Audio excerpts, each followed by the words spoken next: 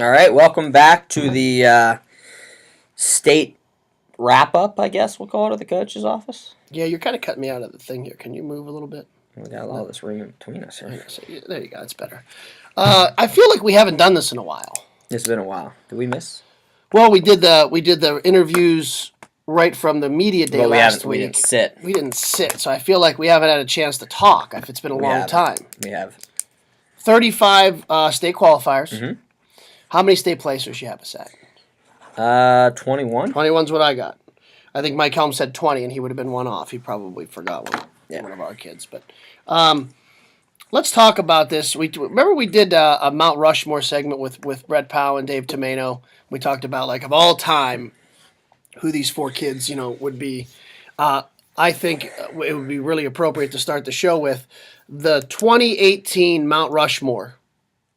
Who are they? Obviously. I mean, I think you got to lead it off with the state champs. That's what I think the four are, right? David Crawford, Stein, Del Garbino, Willis. Yeah, absolutely. And you got two two-timers in there. Two two-timers. And two potential two-timers if they stay healthy and they come back next year, which obviously it is pretty impressive. So 4 state champions, 5 state finalists, right? Because Cole dropped a tough one, and I thought he had 2 there. I thought he was going to get 2 there in overtime. Boy, did he have a nice game plan, though. You know what I mean? Yeah. We poured it on. So you got 5 finalists. I think that's a little bit lower than we were anticipating. Didn't we anticipate like 7? Yeah, I think we had a little more. And we were thinking Deuce, obviously Deuce was a possibility. And, could have been Waite, McComas, both could have, depending on the way things were. The way bracket, you're right. Gus. O'Horo was out there, obviously Michael didn't. O'Horo, okay, so you had some guys there. Okay, so we weren't that far away. Matlock was up. Matlock absolutely was a potential. Yep. So, okay, and who had a nice tournament, certainly. Right. What do you want to talk about when you talk about the state tournament? Let's just, I know we don't have anything scripted. Let's just talk a little bit about your thoughts reflecting on the season or the tournament. What do you think? I thought, overall it was a really good showing for the league. I mean, you take 35 guys from the league, 21 place, and how many different schools do we have here? 10 different schools represented in there? 5, 6, 7, 8, 9, 10. I think it's 11. It's 10. Oh, it is? 1, 2, 3, 4, 5, 6, 7, 8, 9, 10. I got Crestview, Fitch, West Branch, PV, Girard, Howland. 11. Whoa, wait a minute. What do we have? Is it 11 or 10? Count them up 11. Again. But I will say, when we were doing all this, I accept your apology. You had 20 state placers. No, Helm had 20. Well, that's why I checked it. You're going off what Helm I spend time a couple of days preparing for these video podcasts, unlike you do. So is it 10 or 11? It's 11. Okay, 11. I accept your apology. So 11 schools represented, which is pretty impressive. Highlight, obviously, you focus the four state champions had phenomenal years. How about Del Garbino's arm? That was awesome. It was awesome. That's a big dude. It was, and I didn't see it live because I was in the back looking for T. Stein to give him a big hug and celebrate with the team on the second place finish, and I ran back out because I wanted to see him wrestle, and there was nobody wrestling on mat 2, and I thought, well, there's no way Del Garbino lost because if he did, the whole place would have went, ooh, I didn't hear anything. So I tapped my shoulder of the guy kind of working there. I said, hey, what happened in the middle mat there in Division 2? He says, I was over in 30 seconds. The guy threw him and pinned him. So then I went and talked to the coaches there, Walt. And how about first state champion in school history? That's pretty amazing. With that career, with that tradition, that's surprising to me. Good for them. Good yes. for them. And Gage, we know him. He's a friend of the show. Hey, friend of the show. Let's tell Del Garbino, too, whether you're a talkative kid or not, next year you're getting on this show. Oh, yeah. I think we got to bring JT on, too. Father, son. I like it. Let's go tail of the tape. Let's find the statistics to see who's better. Tail of the tape. All right. Del Garbino's. Maybe go exhibition match? Well, yeah, I don't know. The big guy wants that or not, but I'm going to tell you this. But let's put them on separately and then together. Okay. All right, I like that. And I'm going to write that down. Tail of the tape, Del Garbino's. Lakeside having a nice tournament. Parker Meany and Cunningham both placing. Yeah. Really nice job by those guys. Parker Meany was in the semis. Yep. A really good showing by them.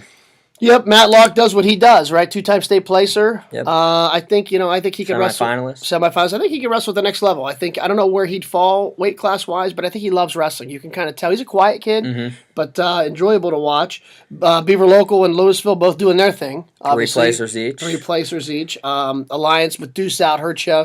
I know Coach Shaw was expecting maybe some more guys in Columbus, but Skylar Curry came close. He lost a tough one there to.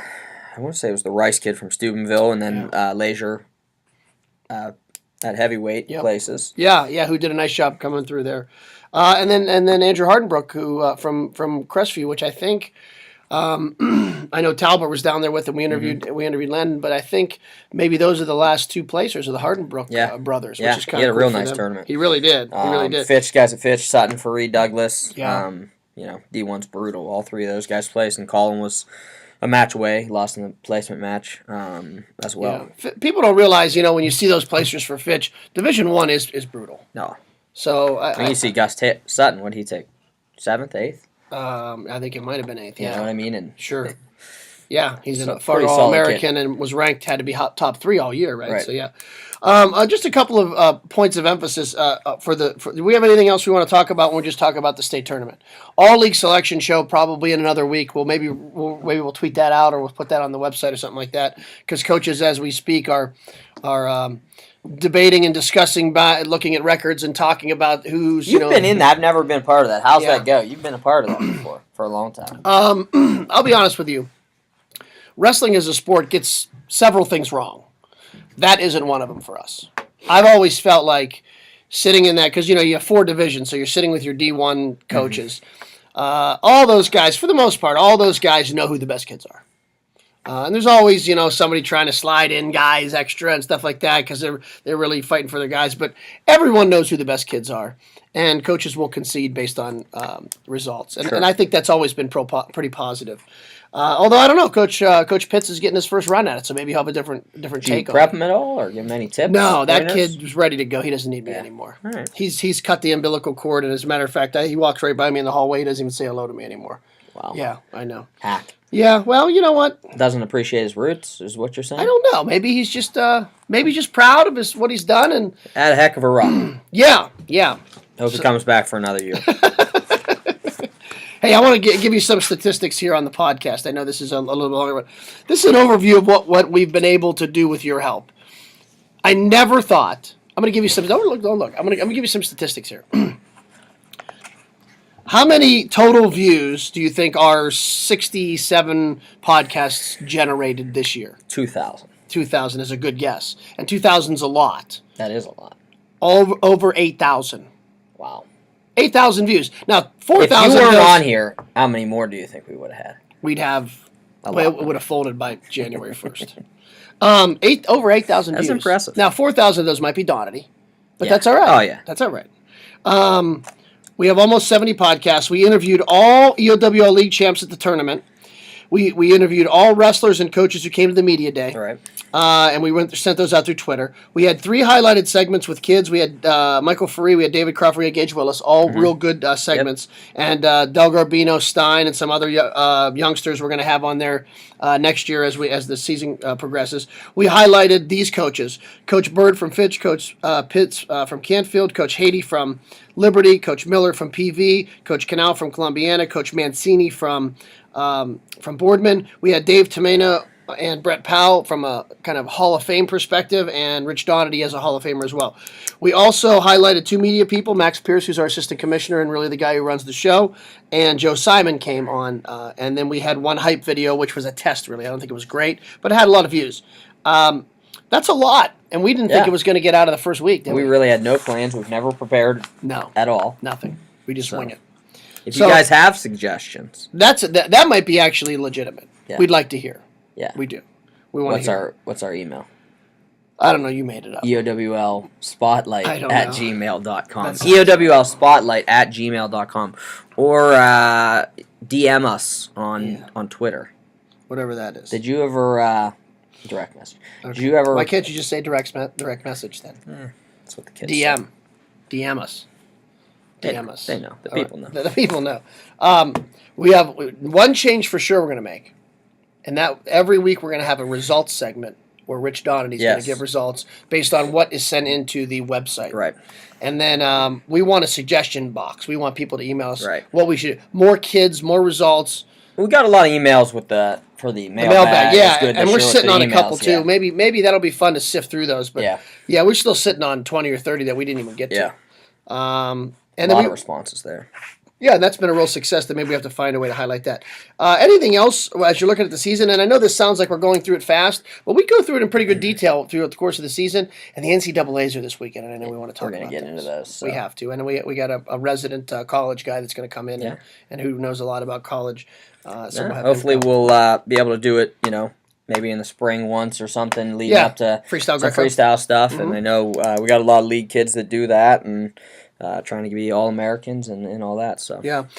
Two things, just points of reference. Number one, January 11, 12, 2019, the league tournament will be at Fitch next year. They're moving it up because of the super regional and things like that with all those teams. So mark your calendars, January 11th and 12th at Fitch, next year's league tournament 2019. There were 35 qualifiers and 21 placers from how many schools? 11. There were 11 schools. So that's just kind of closing the books on the 2017-18 year. And we have a segment that look for it here sometime in the next couple of days. Coach Miller's beard got shaved off at an assembly because Gage won a state title again. That's fun. That's pretty fun. Would you grow your beard out completely? And if Stein wins another state title, would we go shaving you and maybe Pitts? What do you think? Yeah, I would do it. Would you? I can't grow a beard.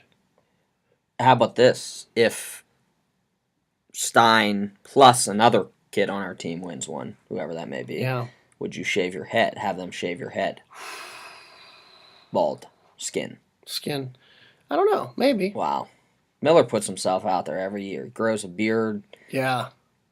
I don't know. I got to think about it. I think there might be something better that would be better that people would want to see than me bald.